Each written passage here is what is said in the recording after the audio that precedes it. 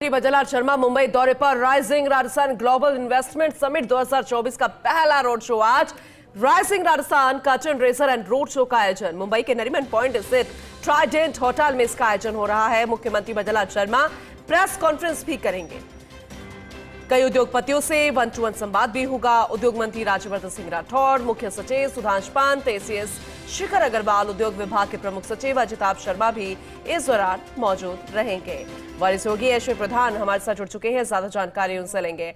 ऐश्वर्य, आप मुंबई में ही मौजूद हैं, लगातार आपके जरिए दर्शकों को जानकारी दे रहे हैं क्योंकि राजस्थान की जनता जानना चाहती है, क्योंकि राइजिंग राजस्थान और शुरुआत मुंबई से किस तरीके का रोड मैप, क्या क्या प्रस्तावित कार्यक्रम, क्योंकि शुरुआत बस होने वाली है, ज्यादा जानकारी दीजिए।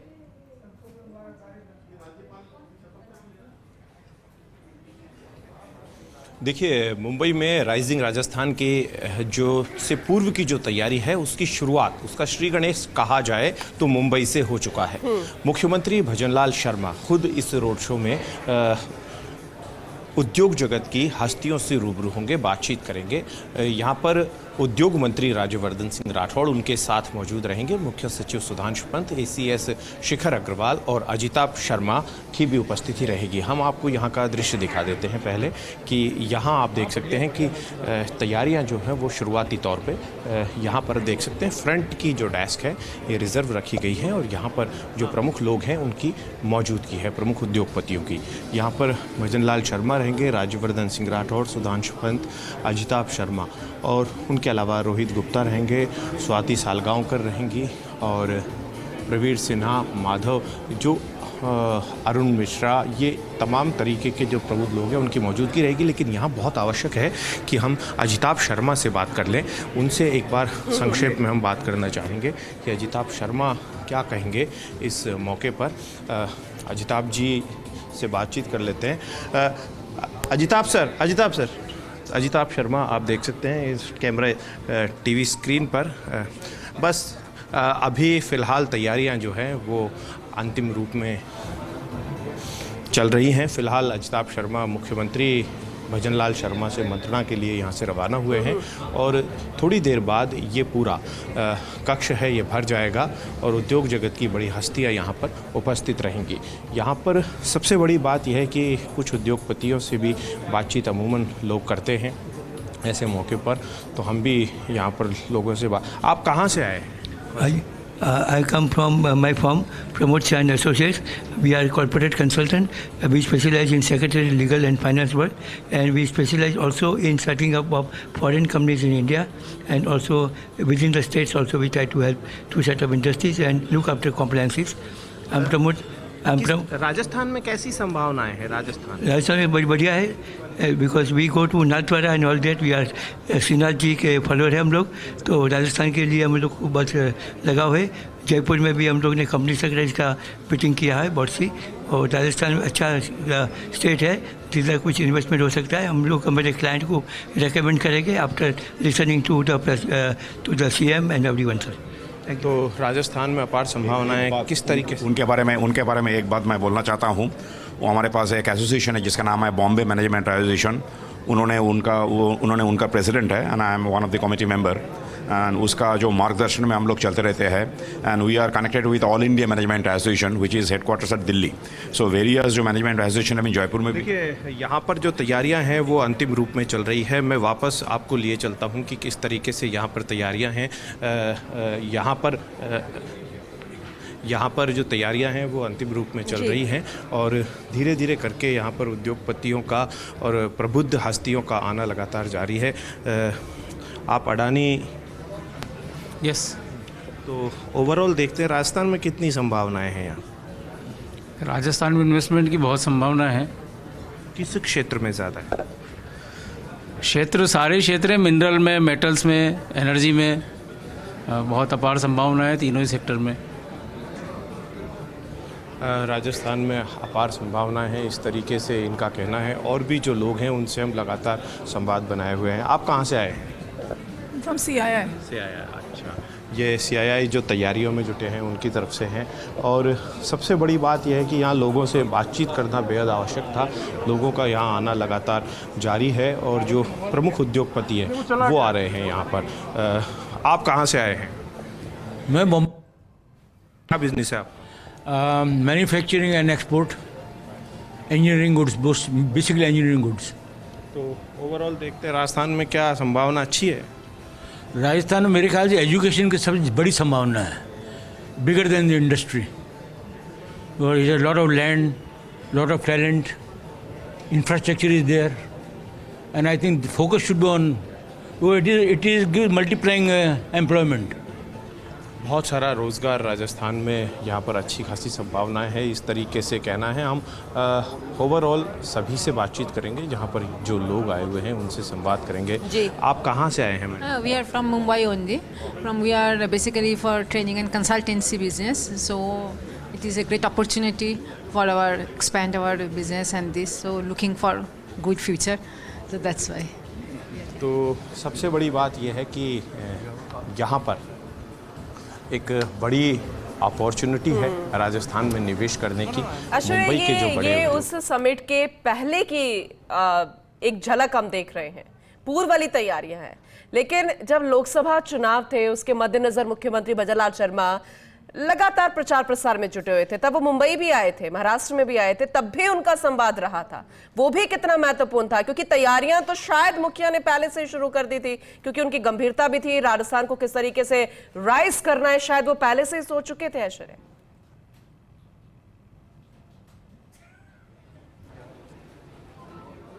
देखिए, सबसे बड़ी बात यह है कि मुख्यमंत्री भजनलाल शर्मा यहाँ पर आए हैं।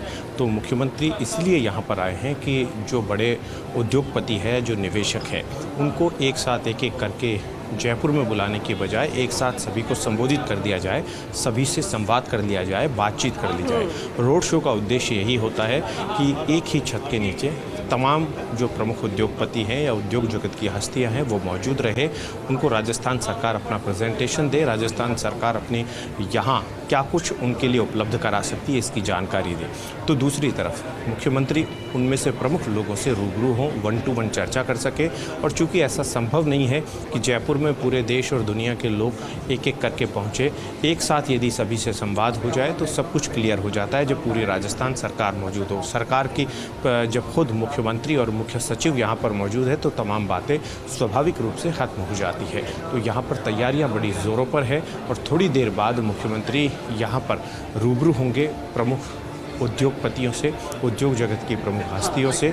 और सबसे महत्वपूर्ण बात यहाँ पर यही निकल कर आती है कि मुख्यमंत्री चाहते हैं कि ऐसे लोगों से वो लगातार रूबरू होने के साथ, उनसे संवाद करने के साथ आगामी दिनों की तैयारियाँ भी पूरी करें। बिल्कुल बिल्कुल। और ऐसे में जब आपने तमाम लोगों से बातचीत भी की है, जो उद्योगपति यहाँ पर मौजूद है, कुछ इसलिए भी पहुंचे हैं ताकि इस कॉन्फ्रेंस का फायदा उन्हें मिल सके, इस लाइन से वो जुड़े हुए हैं। लेकिन राजस्थान के लिहाज से देखा जाए, क्योंकि दिलचस्पी हमेशा से रही है, चाहे वो कोई भी सरकार रही हो, कांग्रेस की सरकार रही हो या फिर पिछली वसुंधरा सरकार रही हो, हमेशा से ऐसे समिट रहे हैं। दिलचस्पी राजस्थान को लेकर भी रही है। लेकिन ये इतना क्यों अलग है, क्यों खास है? क्योंकि बेहद महत्वपूर्ण होगा ये जानना भी किस तरीके की स्ट्रैटेजी इस बार है भारतीय जनता पार्टी की।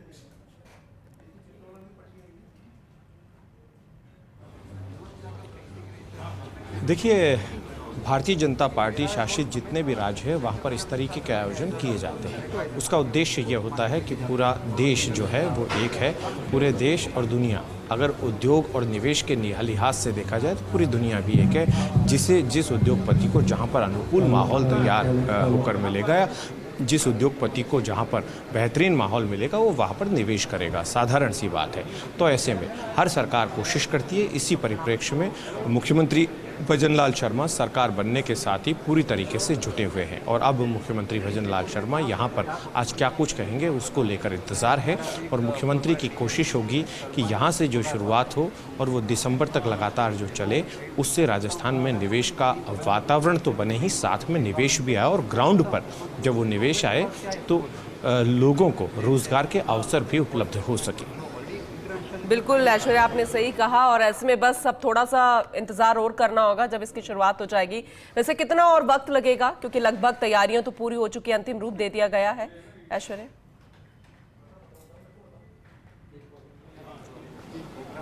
देखिए, लगभग 11 साढ़े 11 बजे के आसपास ये जो कार्यक्रम है वो शुरू हो जाएगा। 11:30 के आसपास मानकर चलिएगा कि ये कार्यक्रम की विधिवत शुरुआत हो जाएगी। तो और देर शाम तक चलेगा, क्योंकि पहले मुख्यमंत्री का रोड शो होगा, उसके बाद प्रेस कॉन्फ्रेंस होगी और प्रेस कॉन्फ्रेंस के बाद 1-to-1 संवाद शुरू हो जाएंगे। ठीक है, आगे भी आपसे जानकारी लेते रहेंगे ऐश्वर्या, आप बने रहिएगा हमारे साथ। फिलहाल बहुत शुक्रिया ये तस्वीरें दिखाने के लिए, जानकारी देने के लिए। जैसे कि हमारे सहयोगी लगातार हमें बता रहे हैं, मौके पर मौजूद है कि बस अब से कुछ ही देर बाद यानी कि लगभग 11:30 बजे के बाद इस खास कार्यक्रम की शुरुआत हो जाएगी, समिट की शुरुआत हो जाएगी, रोड शो होगा। और ये जो राइजिंग समिट राजस्थान, उससे पहले की ये पूर्व तैयारियां, पहले का रोड मैप और कई एमओयू हो सकते हैं, कई उद्योगपति पहले से मौजूद, क्योंकि 1-to-1 संवाद मुख्यमंत्री का यहाँ पर होना है और एक कॉन्फ्रेंस भी होगी। मीडिया से रूबरू होंगे मुख्यमंत्री भजनलाल शर्मा और इसलिए बेहद खास इसे माना जा रहा है। बहुत उत्साहजनक पार्टिसिपेशन है इंडस्ट्री का यहाँ पर, बहुत इच्छुक हैं सब लोग इन्वेस्टमेंट करने के। और मुख्यमंत्री जी की पहल पे, उनकी प्रेरणा से जो ये सरकार के पहले साल में इतना बड़ा इवेंट हो रहा है, तो इस इवेंट में मैं आपके माध्यम से सभी को अपील करना चाहूँगा कि राजस्थान में बहुत ही अच्छा वातावरण है इन्वेस्टमेंट का, हर दृष्टि से। ज़मीन की उपलब्धता से लेकर, सोलर एनर्जी से लेकर, एक ह्यूमन रिसोर्स की अवेलेबिलिटी, इंफ्रास्ट्रक्चर की अवेलेबिलिटी, तो ज़्यादा से ज़्यादा लोग आएँ, राजस्थान में निवेश करें और सरकार की तरफ से पूरा उनको सहयोग दिया जाएगा। धन्यवाद।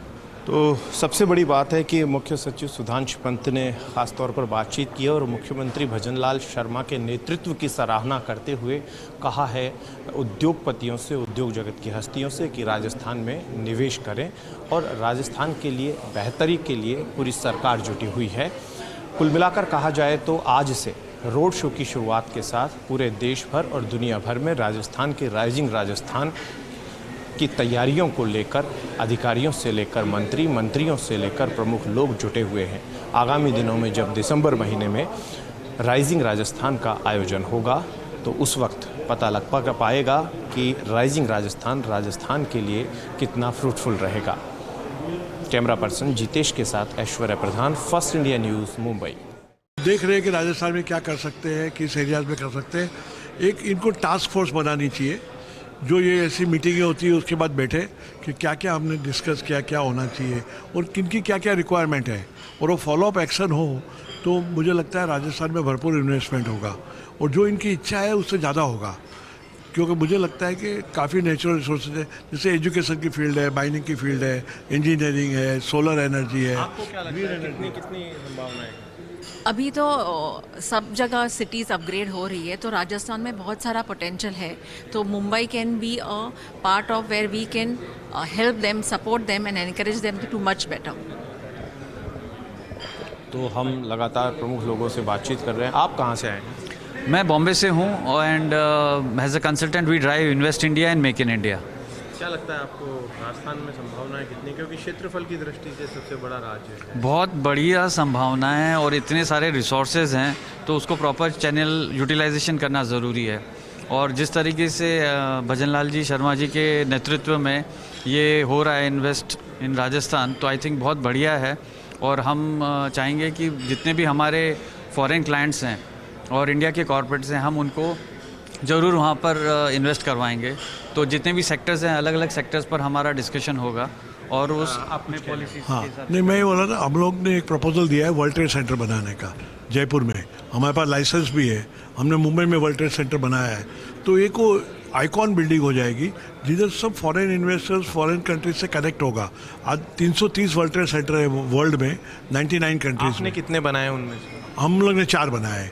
हमने कहाँ बनाए? मुंबई में, गोवा में और भुवनेश्वर में, अब जयपुर में बनाना है, क्योंकि हमारे पास 4 लाइसेंसेस ही है। एक वर्ल्ड ट्रेड सेंटर तो जयपुर में है। नहीं, वो वर्ल्ड ट्रेड पार्क है, वो सेंटर नहीं है। That is not part. हम लोग we are the franchise, part of the franchise of New York World Trade Center. तो ये वर्ल्ड कनेक्टेड हो जाता है। ये world trade park, world trade ऐसे ट्रेड सेंटर, ये अलग नाम है। वर्ल्ड ट्रेड सेंटर एक नाम है with the logo of WTC which is based out of New York. जो headquarters are in New York and all over the world है। जैसे मैंने कहा कि 99 कंट्रीज में 330 वर्ल्ड ट्रेड सेंटर्स हैं। तो ये वर्ल्ड ट्रेड सेंटर्स हम चाहते हैं कि जयपुर में बने, क्योंकि जयपुर एक यूनिक प्लेस है जहाँ वर्ल्ड के सब लोग आना चाहते हैं, मिलना चाहते हैं, और ट्रेड प्रमोशन के लिए एक बहुत अच्छा नोडल एजेंसी बन जाएगा फॉर राजस्थान। ट्रेड, इन्वेस्टमेंट और एम्प्लॉयमेंट तीनों चीज़ होगी। बिल्कुल, ये पक्का होगा, ये पक्का राजस्थान में होगा और जयपुर की शान होगी WTC, आप देखेंगे आने वाले समय में।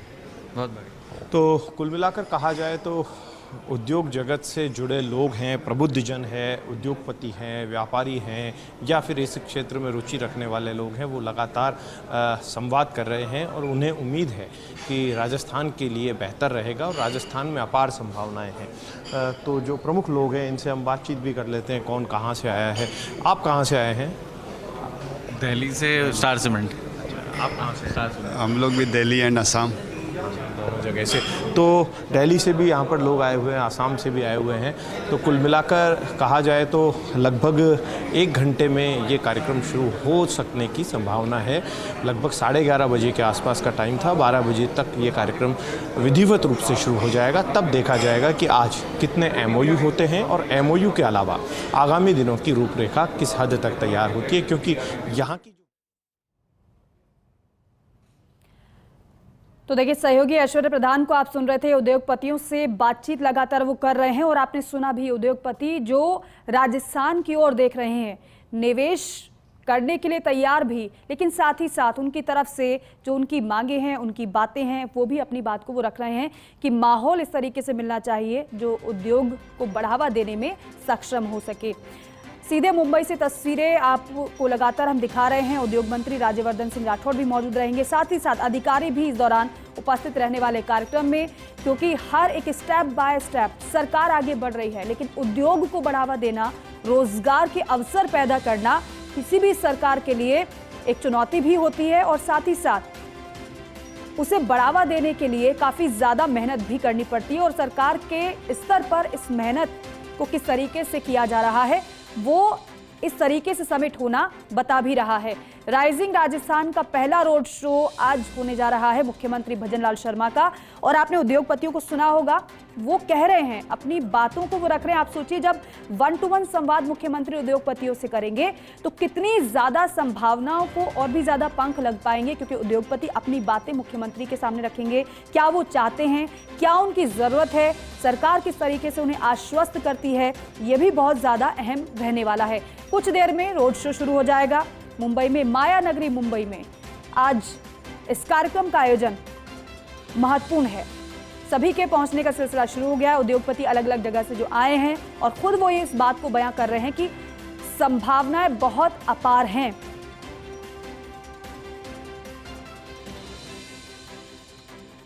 और देखिए, सहयोगी ऐश्वर्य प्रधान हमारे साथ बने हुए हैं जो हर एक तस्वीर आप तक पहुंचा रहे हैं और जिन्होंने बताया भी कि अब से 1 घंटे में इस कार्यक्रम की विधिवत तरीके से शुरुआत भी हो जाएगी।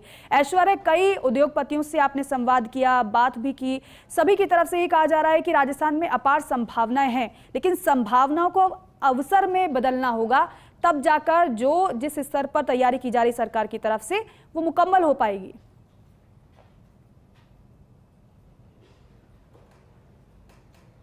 देखिए, मैं अभी एक बड़ी जानकारी दे दूं कि कार्यक्रम जो है आखिर 11:30 बजे से पहले शुरू हो जाएगा। अभी अपडेट यही आया है। दूसरी बड़ी बात यह है कि जो हम इस राइजिंग राजस्थान कार्यक्रम की बात कर रहे हैं, जो ग्लोबल इन्वेस्टमेंट समिट जो होने वाली है उसकी बात कर रहे हैं, उसका मुख्य उद्देश्य यही है कि अमूमन ये होता है कि जब सरकारों को 2 साल हो जाते हैं, 3 साल हो जाते हैं, उस वक्त इन चीज़ों की याद आती है। भजनलाल सरकार ने सरकार बनने के साथ ही इसकी तैयारियां शुरू कर दी थी। लोकसभा चुनाव से पहले जब एक बैठक हुई थी, बैठक के दौरान अपनी मंशा जाहिर कर दी थी कि इसी तरीके का कोई इन्वेस्टमेंट समिट टाइप का कोई कार्यक्रम करेंगे। इस बार इससे नाम राइजिंग राजस्थान दिया गया है। उनका उद्देश्य ये है कि राजस्थान में ज़्यादा से ज़्यादा निवेश आए, क्योंकि मुख्यमंत्री इस बात को अच्छे से समझते हैं कि सरकारी क्षेत्र में नौकरियां सीमित हैं और सरकारी क्षेत्र में जो नौकरियां मिलती है उसके बाद जो लोग हैं वो यहाँ से पलायन करते हैं, उन राज्यों में जाने की कोशिश करते हैं जहाँ पर उनको रोज़गार मिलता है, या उन देशों में जाने की कोशिश करते हैं।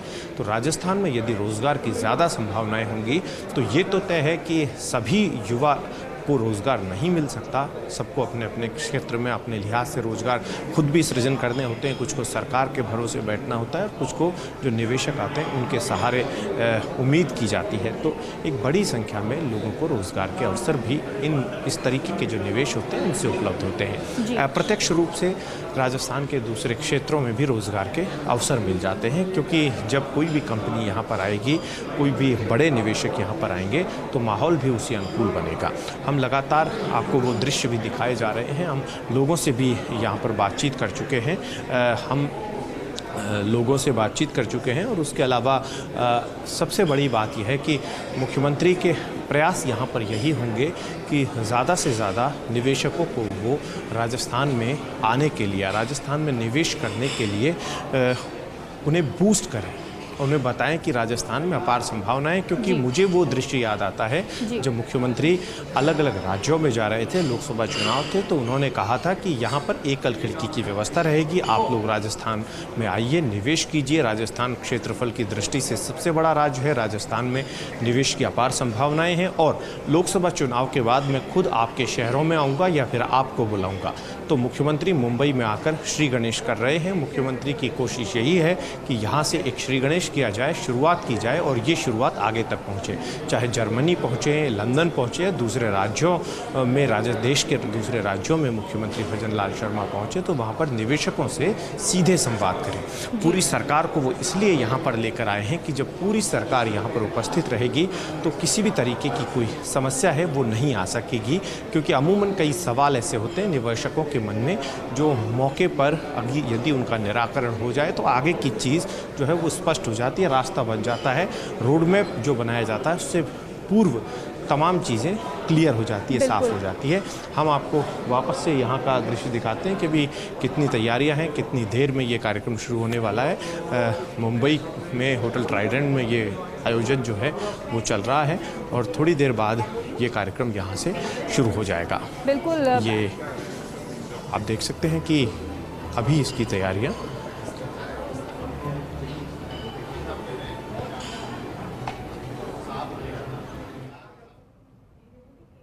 और देखिए भीतर की तस्वीरें आप देख रहे हैं किस तरीके से सभी निवेशक वहां पर पहुंच चुके हैं। लेकिन ऐश्वर्या, जिस तरीके से आपने तस्वीरें भी दिखाई और बताया भी कि रोड शो भी होगा, यहां पर संवाद भी निवेशकों के साथ मुख्यमंत्री का रखा गया है और साथ ही साथ MOU भी होंगे। एक बार पूरे कार्यक्रम की रूपरेखा आपसे समझना चाहेंगे स्टेप बाय स्टेप कि पहले कौन सा कार्यक्रम, फिर उसके बाद कौन सा, फिर उसके बाद ये जो MOU होने हैं वो कब होंगे?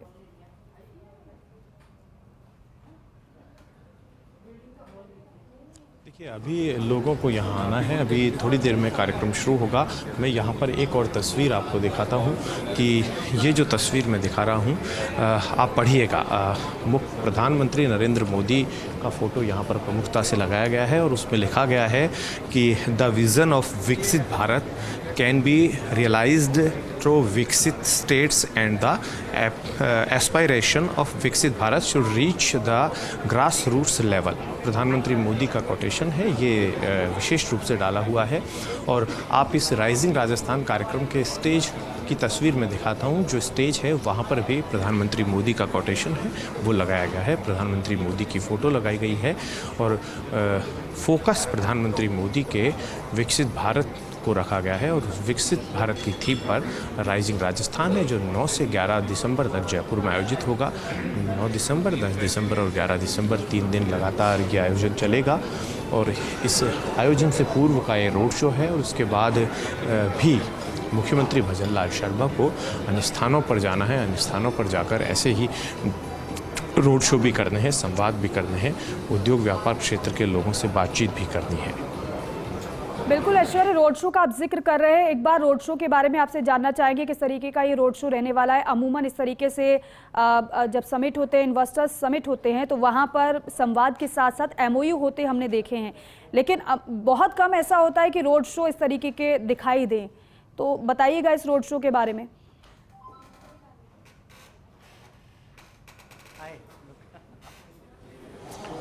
देखिए, यहाँ इस तरीके के जो रोड शो हैं ये अमूमन सरकारें तो सभी करती हैं, जो किसी भी राज्य की सरकार होती है वो कोशिश करती है, कोई भी जन कल्याणकारी राज्य होता है वो कोशिश करता है कि कैसे भी करके निवेशकों को लाया जाए और निवेशकों से संवाद किया जाए और निवेश जो है वो अपने राज्यों में करवाया जाए। लेकिन जब निवेश धरातल पर आता है और निवेश जब उतर कर आता है और जब लोग निवेश करते हैं तो उसके बाद पता चल पाता है कि कितना निवेश हुआ है। कई बार एमओयू बहुत बड़ी संख्या में हो जाते हैं, हज़ारों करोड़ के एमओयू हो जाते हैं, लेकिन उनमें से धरातल पर कौन उतरता है और उन एमओयू का परिणाम कहाँ तक आता है।